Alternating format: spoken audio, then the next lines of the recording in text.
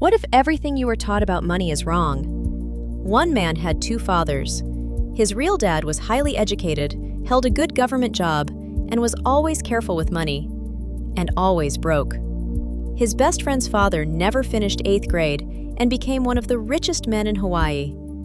This is the story of two dads and the one lesson that changed how millions of people think about money. This is a breakdown of the ideas from one of the most talked about personal finance books of the last 30 years, a book that has sold over 40 million copies. It challenges the idea that a good job and a steady paycheck are the path to wealth, and argues that what you were never taught in school might matter more than what you were. Let's get into it. The author grew up with two father figures. His biological father, poor dad, was smart, well-educated, and had a stable, respected career. He also lived paycheck to paycheck, always working harder for money and always coming up short. His best friend's father, rich dad, had no formal education past grade school, but built a business empire. He didn't chase a paycheck. He built things that generated money for him, even while he slept. The central idea the book keeps coming back to: your mindset about money shapes your financial life more than your income does. Poor dad's mindset was, the love of money is the root of all evil. Rich dad's mindset was, the lack of money is the root of all evil. One dad said, "I can't afford it," and moved on. The other asked, "How can I afford it?"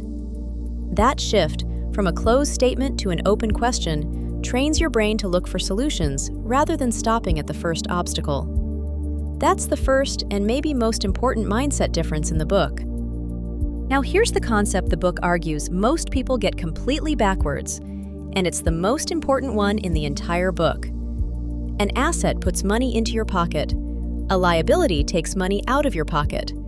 That's the whole definition. Most people think their house is an asset, but when you're paying a mortgage, property taxes, and maintenance every month, money is flowing out, and if the house generates no income, it fits the definition of a liability, not an asset.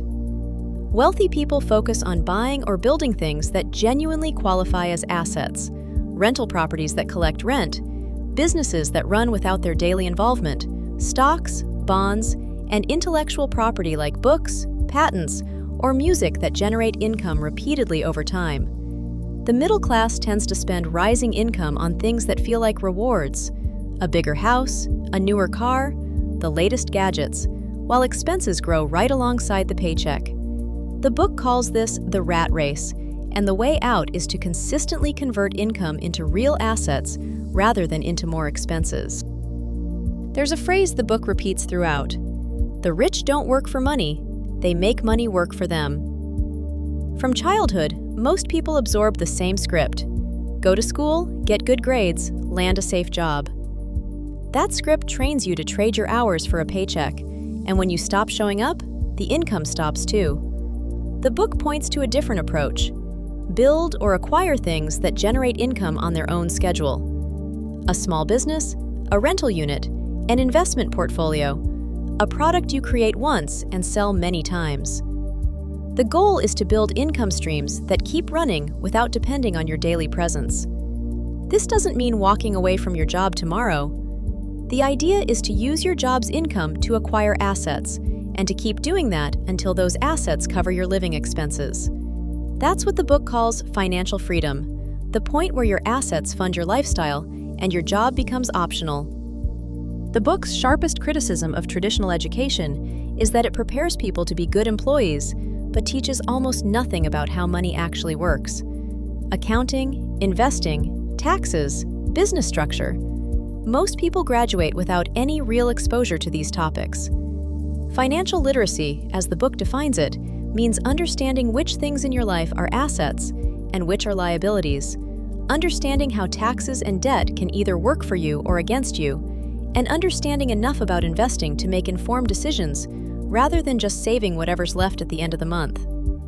The book's argument is that this knowledge gap, far more than a lack of effort or intelligence, explains why so many hardworking, well-educated people still struggle financially.